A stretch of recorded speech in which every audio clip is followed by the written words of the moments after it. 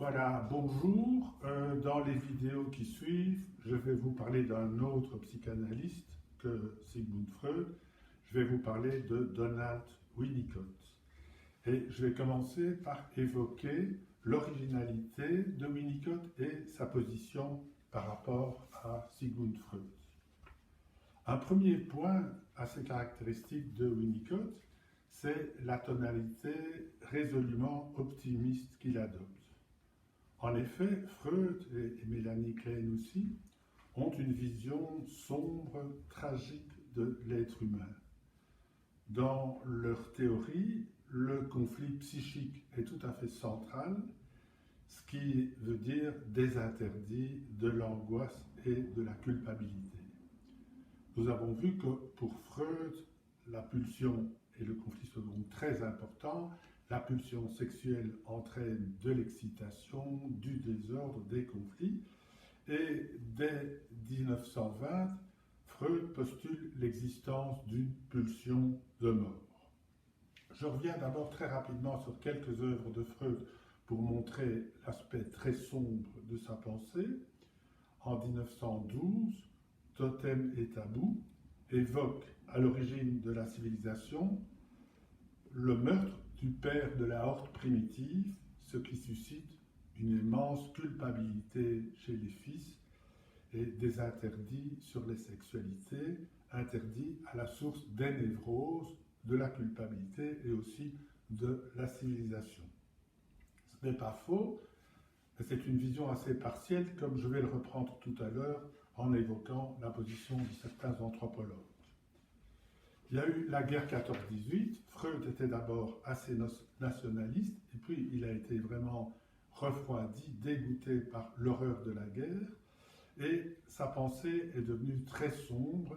Il est bien conscient de ce que l'homme est capable de barbarie. En 1920, il écrit Au-delà du principe de plaisir, où donc il postule une pulsion de mort au centre de la vie psychique.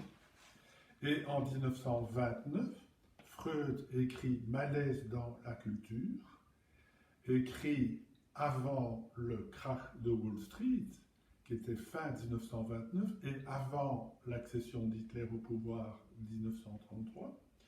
Et pour Freud, le danger principal, c'est la pulsion de mort.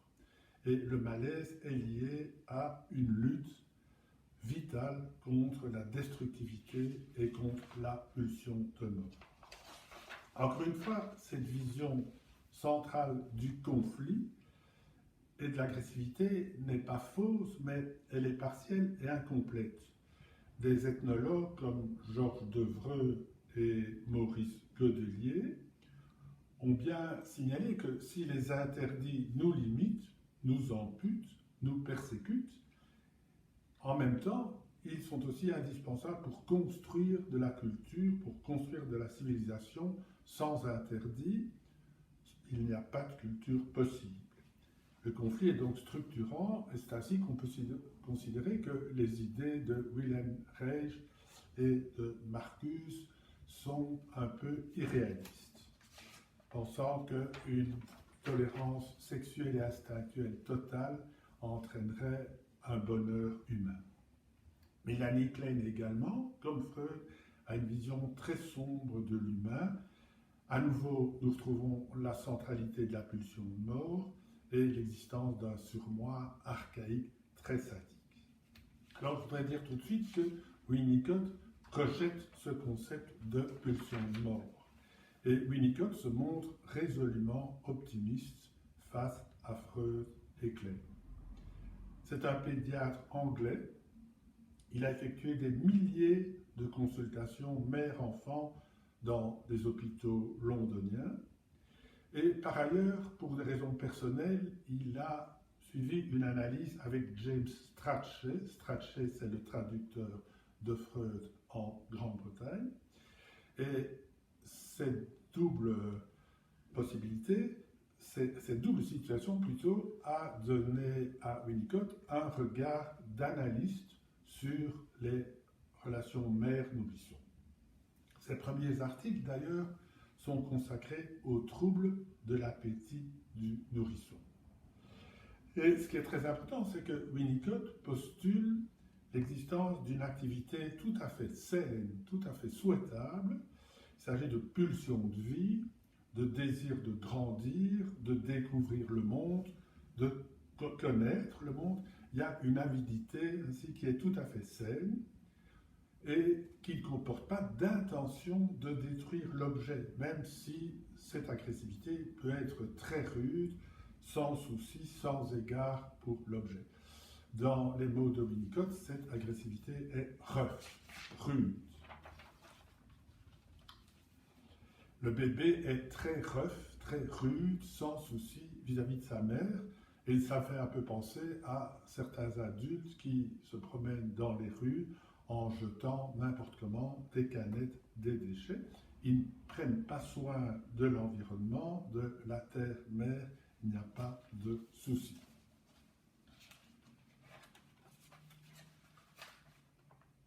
Alors, cette agressivité normale, saine, est donc pour Winnicott la source de la créativité et de la liberté dans la vie. Et si elle est trop bridée, si elle est trop réprimée, apparaissent des signes de souffrance psychique.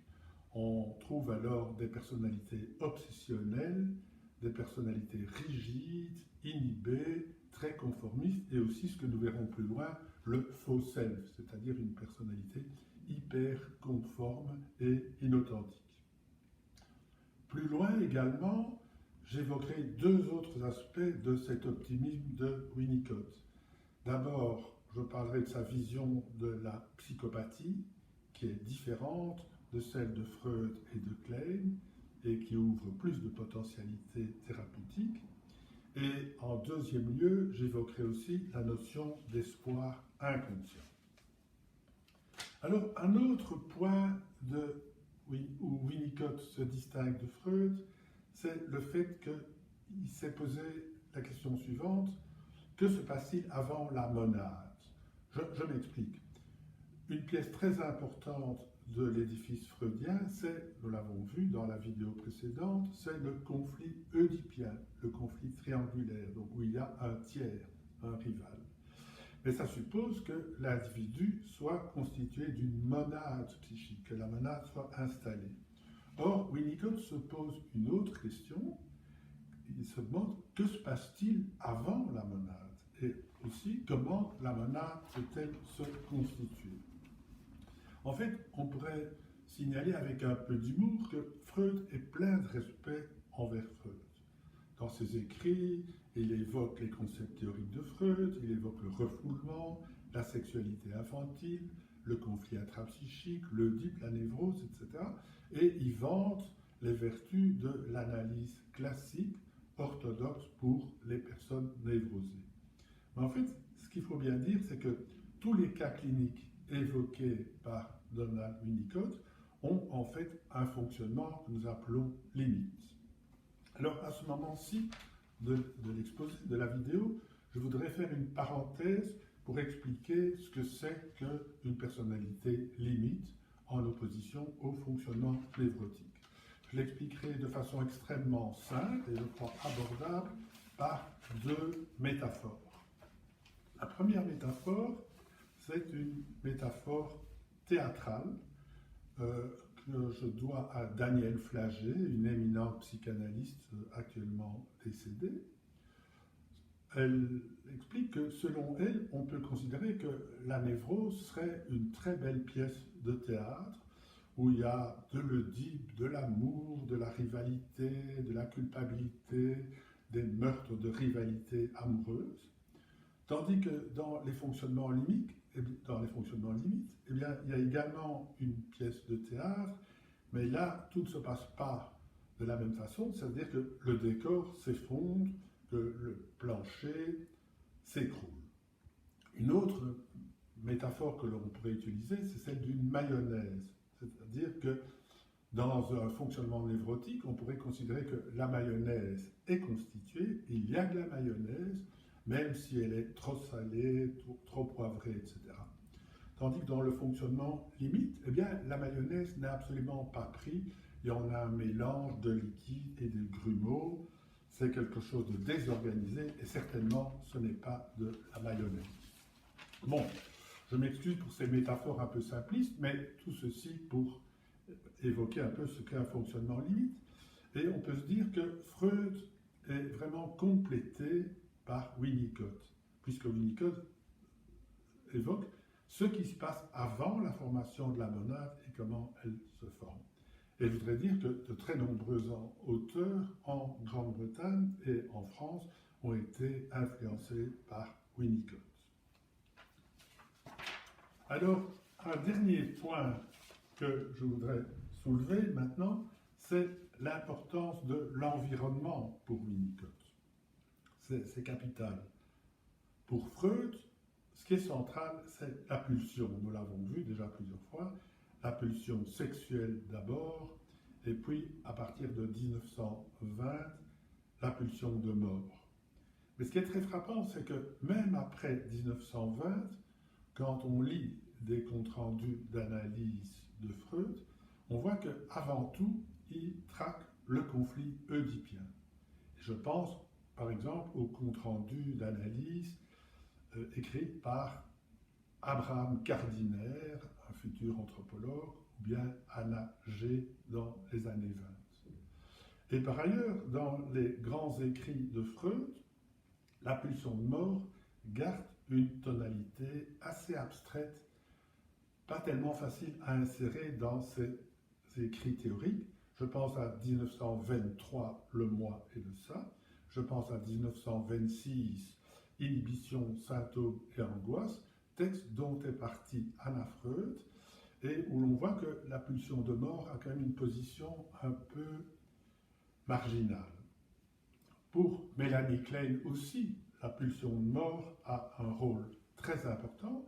Je pense à un texte d'elle-même de 1927 sur un enfant d'environ 10 ans qui est gravement délinquant, et elle souligne à loisir l'intensité chez cet enfant du sadisme oral, du sadisme anal, du sadisme phallique, et elle donne beaucoup moins d'importance au fait que la famille de cet enfant était intensément perturbée, que les deux parents sont décédés et que la sœur aînée de cet enfant était sadique et avait exercé des sévices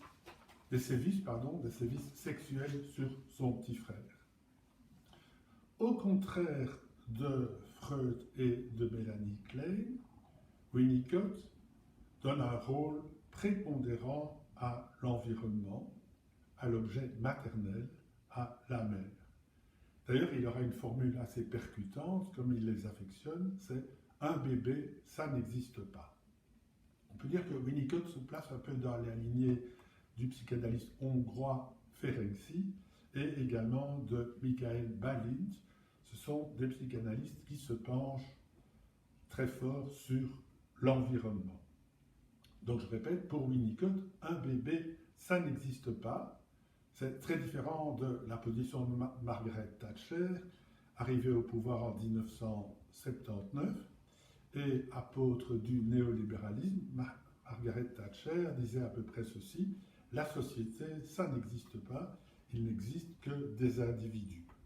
Donc nous voyons que nous sommes aux antipodes de Winnicott, et ce qu'évoque Margaret Thatcher, c'est peut-être un peu une source de grand malaise du monde occidental actuel, à savoir que l'essentiel est de satisfaire à tout prix un désir d'autonomie et d'ascension individuelle, donc comme s'il n'y avait que des individus et pas de société.